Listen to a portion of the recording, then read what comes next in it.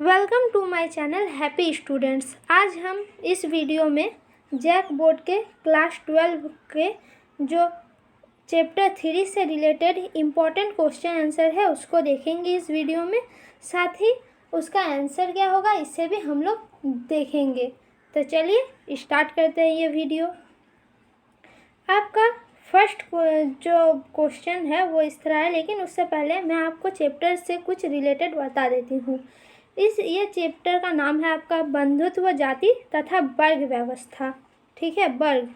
तो इसमें आपको जो पढ़ना है वो है उस समय राजाओं के बारे में कुछ पढ़ना है। फिर वहाँ पर जाति कितने भागों में बटी थी तथा वर्ग, वहाँ पे वर्ण व्यवस्था कितने भागों में बटी थी, कितने वर्ग थे समाज में। ठीक है, इसके बारे में यह घटना 600 ईस्वी पूर्व से 600 ईस्वी तक की घटना है इस चैप्टर में।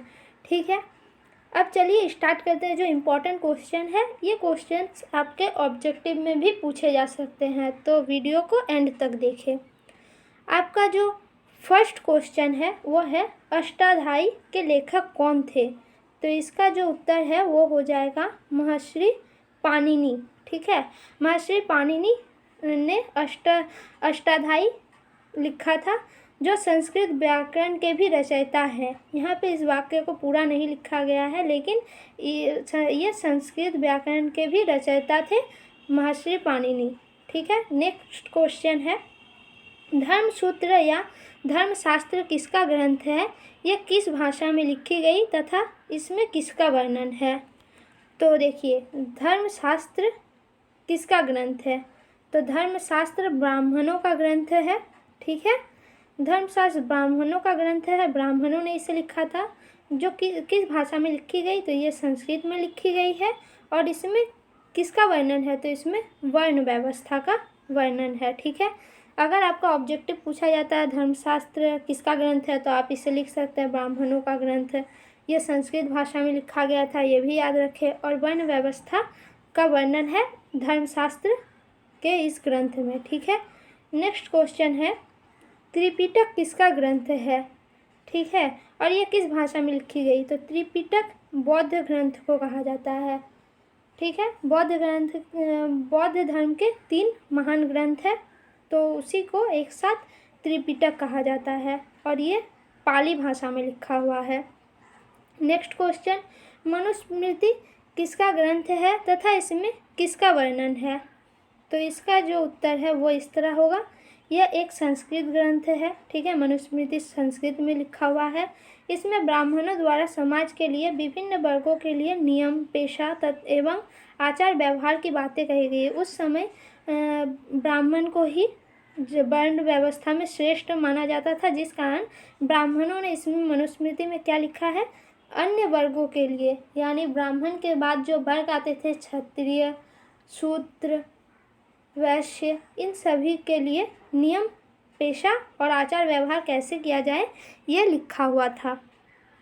नेक्स्ट क्वेश्चन संगम साहित्य किसका ग्रंथ है तथा इसमें कहाँ की, किसकी और कब तक की जानकारी प्राप्त है। तो यह हो जाएगा इसका उत्तर, ये तमिलों का एक महत्वपूर्ण ग्रंथ है। संगम साहित्य तमिलों का महत्वपूर्ण ग्रंथ है, जो दक्षिण भारत के सामाजिक, आर्थिक और राजनीतिक ज्ञान लगभग 200 ईस्वी पूर्व से 200 ईस्वी तक का इसमें जानकारी दिया हुआ है। ठीक है, नेक्स्ट क्वेश्चन है चरक और सुश्रुत संहिता किसका ग्रंथ है और यह किस भाषा में लिखी गई है। तो इसका जो उत्तर होगा वो इस तरह होगा, चरक या सुश्रुत संहिता एक चिकित्सीय ग्रंथ है। ठीक है, इसमें रोगों के उपचार संबंधी आयुर्वेद पर आधारित ग्रंथ है। इसमें चरक संहिता या फिर सुश्रुत संहिता में रोगों के उपचार संबंधी जो आयुर्वेद पर आधारित उपचार है उससे लिखा गया है और ये संस्कृत भाषा में लिखा गया। तो इसे याद रखिए, चरक संहिता संस्कृत भाषा में लिखा गया है, ये चिकित्सीय ग्रंथ है और इसे में उपचार संबंधी आयुर्वेद सिद्धांत है। नेक्स्ट क्वेश्चन नाट्य शास्त्र किसका प्रमुख ग्रंथ है, यह किस भाषा में लिखी गई है तथा इससे हमें किस बारे में जानकारी मिलती है। तो ये जो है इसका उत्तर इस प्रकार आप लिख सकते हैं, ये भरत मुनि का प्रमुख ग्रंथ है। ठीक है, भरत मुनि ऋषि का ये प्रमुख ग्रंथ है जो संस्कृत में लिखी गई है। नाट्यशास्त्र संस्कृत भाषा में लिखी गई है। इसमें तत्कालीन प्रस्तुतियों के कथा वस्तु को नाटक के द्वारा दिखाया गया है। इसमें तत्कालीन प्रस्तुतियों को किसके द्वारा? नाटक के द्वारा पेश किया जाता है तथा इससे चित्रकला एवं मूर्तिकला के विकास का भी ज्ञान मिलता है। उस समय चित्रकला तथा मूर्तिकला किस प्रकार थी, उसका विकास कैसे हुआ था, इसकी जानकारी भी हमें नाट्यशास्त्र से मिलती है। नेक्स्ट जो क्वेश्चन है वो है खगोल एवं गणित शास्त्र किसका ग्रंथ है? यह कब और किस भाषा में लिखी गई तथा इससे हमें किसके बारे में जानकारी मिलती है? तो खगोल एवं गणित शास्त्र जो है वो आर्यभट्ट और ब्राह्मीर के द्वारा लिखा गया ग्रंथ है जो लगभग 400 से 500 ईस्वी के बीच संस्कृत भाषा में लिखी गई। तो अगर आपका क्वेश्चन आता है खगोल शास्त्र एवं गणित शास्त्र कब लिखी गई, तो आप इसे लिख सकते हैं, ये संस्कृत भाषा में 400 से 500 ईस्वी के बीच लिखी गई है। इन ग्रंथों से गणित में दशमलव एवं शून्य का ज्ञान हुआ।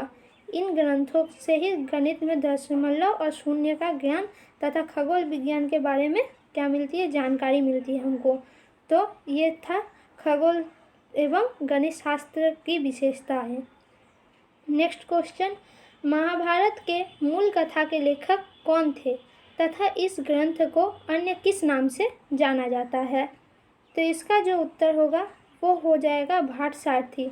महाभारत का जो मूल कथा था उसका लेखक भाटसारथी को माना जाता था। ये युद्ध में जाते थे और इन्होंने ही लिखा है तथा इसे सूत नामक ग्रंथ के नाम से भी जाना जाता है। ठीक है, इसे सूत ग्रंथ नामक ग्रंथ से भी जाना जाता है।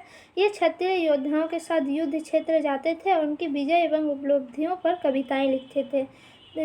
जैसा कि आपको आंसर से पता चल रहा है, ये क्षत्रिय योद्धाओं के साथ जाते थे युद्ध में और उनकी विजय उपलब्धियों पर कविता लिखते थे। इसलिए महाभारत का जो मूल कथा के लेखक है वो भाटसारथी को ही माना जाता है। नेक्स्ट क्वेश्चन, जब महाभारत ग्रंथ के श्लोकों की संख्या 1 लाख तक पहुंच गई तो इसके बाद बृहत भाग के रचनाकार किसे माना जाता है? तो आपको ये आंसर पता ही होगा, महर्षि वेदव्यास को। आधुनिक जो आपका महाभारत ग्रंथ में श्लोकों की संख्या 1 लाख तक पहुंच जाने के बाद इसके रचनाकार को महर्षि वेदव्यास द्वारा लिखा गया माना जाता है।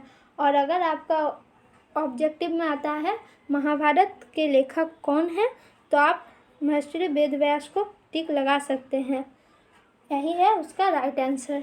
तो ये थे कुछ इम्पॉर्टेंट क्वेश्चन आंसर जो आपके चैप्टर 3 के लिए इम्पॉर्टेंट थे। इसका नेक्स्ट पार्ट जल्द ही आ जाएगा और आप हमारे चैनल को ज़रूर सब्सक्राइब कीजिए ताकि आपको और भी इम्पॉर्टेंट क्वेश्चन आंसर के बारे में पता चल सके। इससे पहले भी चैप्टर 1 तथा 2 का कुछ इम्पॉर्टेंट क्वेश्चन बताया गया है जिसका लिंक आप डिस्क्रिप्शन में पा जाएंगे और उससे आप उन वीडियो को भी देख पाएंगे। तो तब तक अगर वीडियो अच्छा लगा हो तो वीडियो को लाइक कमेंट शेयर ज़रूर कर दीजिए और चैनल को सब्सक्राइब कर लीजिए। धन्यवाद।